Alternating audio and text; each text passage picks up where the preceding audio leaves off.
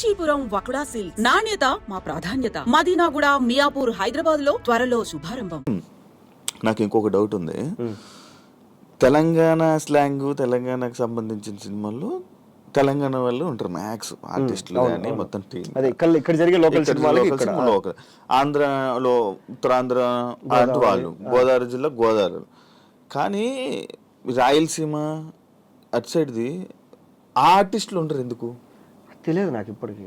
అదేంటంటే నాకు ఇప్పుడు తమిళ్లో కొన్ని రీజనల్ సినిమాలు జరుగుతాయి. ఓకే, ఇప్పుడు తెలుగులో మనకు రీజనల్ సినిమాలు అంటే ఓన్లీ తెలంగాణ బ్యాక్గ్రాఫ్లో వచ్చిన చిన్న సినిమాలనే బాగా ఎంకరేజ్ చేస్తారు. కానీ మిగతా వాటి చేయట్లా. ఇప్పుడు రాయలసీమలో కూడా సినిమాలు జరుగుతాయి, ఇండిపెండెంట్ సినిమాలు చాలా జరుగుతాయి రాయలసీమ. ఇప్పుడు నాది కూడా ఒక రాయలసీమ ఇండిపెండెంట్ సినిమానే. ఎవరు దేకట్లేదు దాన్ని. ఇప్పుడు పుష్ప ఉంది రాయలసీమ, రాయలసీమ ఆర్టిస్ట్ కనపరు నీకు.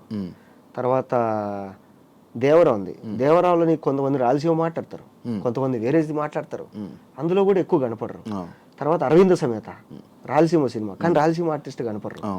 తర్వాత నీకు యాత్ర కూడా అంతే. ఇలా చాలా ఉన్నాయి. ఇప్పుడు అంతెందుకు ఇప్పుడు జరుగుతాయి. ఇప్పుడు జరిగేది ఏది సంబరాలు ఏటికట్టు రాయలసీమ బ్యాక్గ్రాఫ్, కానీ రాయలసీమ ఆర్టిస్టులు నేను పోయి నోరు తెరిచి అడిగినా సరే ఏమైనా క్యారెక్టర్ అంటే ఇవ్వండి అంటే లేవు. తర్వాత రాహుల్ సంకీర్తన్ అన్న, విజయ్ దేవరకొండ గారు మళ్ళీ రాయలసీమ సినిమా, అందుకు కూడా ఫోన్ చేసి అడిగిన అన్న ఏమన్నా మన బయోగ్రఫీ అంటే మన బయోగ్రఫీ అన్న ఏదైనా క్యారెక్టర్ ఉంటే చెప్పండి అన్న. సరే చెప్తా అన్నారు, కానీ తర్వాత పిలవలే. అది ఎందుకో తెలియదు. అంటే అది ఇంతవరకు ఎవడు క్వశ్చన్ చేయలేదా? ఇప్పుడు ఏమైపోయిందంటే ఇండస్ట్రీలో ఒక ముద్ర పడిపోయింది, వీడు రాయలసీమ బాగా మాట్లాడతాడు, ఓకే.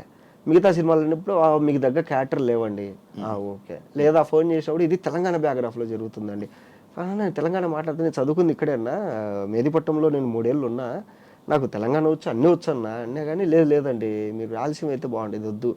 సరే ఓకే. అదే డైరెక్టర్ తర్వాత రాయలసీమ తీసేటప్పుడు నేను వెళ్ళి సార్ మీరు రాయలసీమ సినిమా తీసారు లాస్ట్ టైం ఇలా అన్నారు కదా అంటే, అది క్యారెక్టర్లు చూసి చెప్తామండి.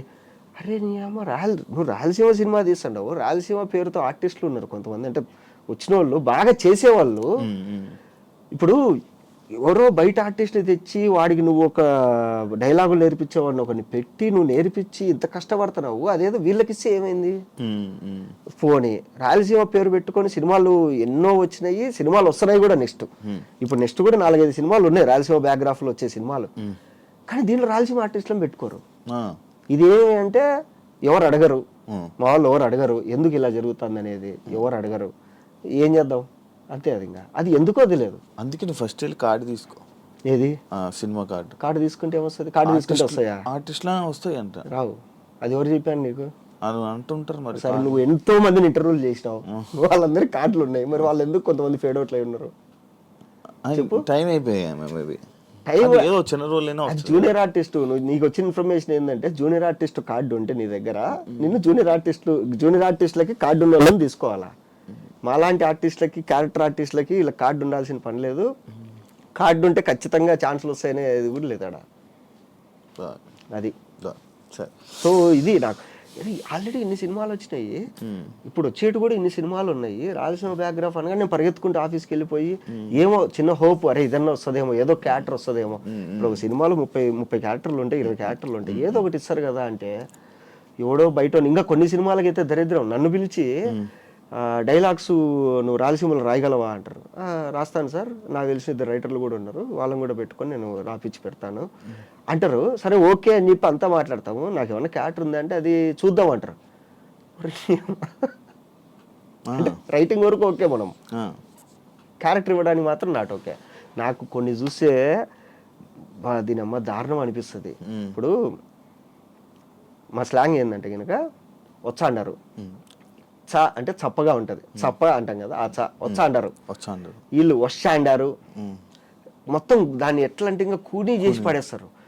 కొన్ని సినిమాలు అయితే వచ్చింటాయి, ఆ సినిమాలో పనిచేసిన వాడు ఫోన్ చేశారు, ఈ సినిమా ఏ ఊరు స్లాంగ్ రా అన్న, వీరపనాయనపల్లి అన్న మీ ఊరు పక్కనే. ఒరే నీ అమ్మ మా ఊరు స్లాంగ్ నాకే అర్థం కాలే థియేటర్లో, ఇది మా స్లాంగ్ అని. పేరు Rayalaseema slang. Rayalaseema slang cinema తీసేసారు, అయిపోయింది, ఆ సినిమా రిలీజ్ అయింది, హిట్ అయింది, అన్నీ అయిపోతాయి. అది ఏ ఊరు స్లాంగ్ అని చేసి వాళ్ళు చెప్తే కానీ నాకు తెలియదు. అట్లుంటది. పుష్పలో తప్పులు ఉన్నాయి అలాగా. పుష్పలో మాక్సిమం బాగా చేశారు. ఇప్పుడు దాకా వచ్చిన రాయలసీమ సినిమాలు అన్నిట్లో పుష్పలోనే చాలా బాగుంది. అంతో ఎంతో చాలా బాగుంది. పర్టికులర్ ప్రతి ఒక్కటి బాగా చూశాను. ఎందుకంటే అంటే వాళ్ళ ఆర్టిస్టులను తీసుకోరు కానీ వీళ్ళని తీసుకుంటారు కదా, కొన్ని స్లాంగ్ నేర్పించే వాళ్ళని, డైలాగ్ రాసే వాళ్ళని. వీళ్ళు పాపం పక్క నుండి నేర్పిస్తూ ఉంటారు. వీళ్ళు ఎక్కడైనా కనపడితే జిమ్లో కానీ, తర్వాత వీళ్ళు ఎక్కడన్నా రోడ్డు మీద కనపడినా ఏంటన్నా ఇలా జరుగుతాను సినిమా, చచ్చిపోతాం నాన్న డబ్బింగ్ చెప్పించలేక, అబ్బా స్వామి అంటారు వాళ్ళైతే. రాదు అవతల.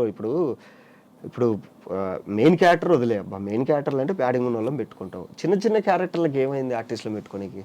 డబ్బింగ్లో కూడా మళ్ళీ ఇబ్బంది ఉంటుంది కదా. డబ్బింగ్లో చుక్కలు డబ్బింగ్లో. అమ్మా కొన్ని సినిమాలకి అయితే నన్ను రమ్మంటారు, నేను రాలేనన్నా, నేను తిట్టుబడేస్తాను, నేను ఇదో మా వాళ్ళు వేరే వాళ్ళు ఉన్నారు పిల్లలు అని చెప్పి నేను వేరే వాళ్ళని పంపిస్తాను డబ్బింగ్ చూపించుకోవడానికి. వీళ్ళు వెళ్ళి ఆడ కూర్చొని సాయంత్రం అయితే వీళ్ళు ఫోన్ చేసి, అబ్బా అన్న ఏందన్నా వీళ్ళు ఒక పదం చెప్పడానికి నాకు గంట పట్టింది అన్న వీళ్ళకు.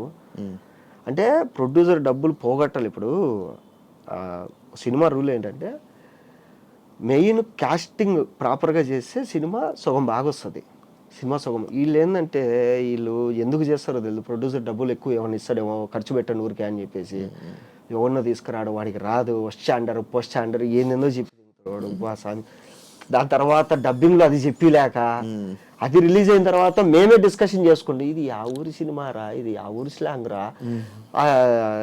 సినిమాల బోర్డులో చూస్తాం కదా, ఓహో తిరుపతి స్లాంగ్ అది అని చెప్పి మేము తర్వాత నవ్వుకుంటాం. అట్లా నువ్వు స్టాండప్ కామెడీ చేస్తావా? మరి చేయాల్సింది, మంచిగా ట్రై చేయాల్సింది కదా దేంట్లో.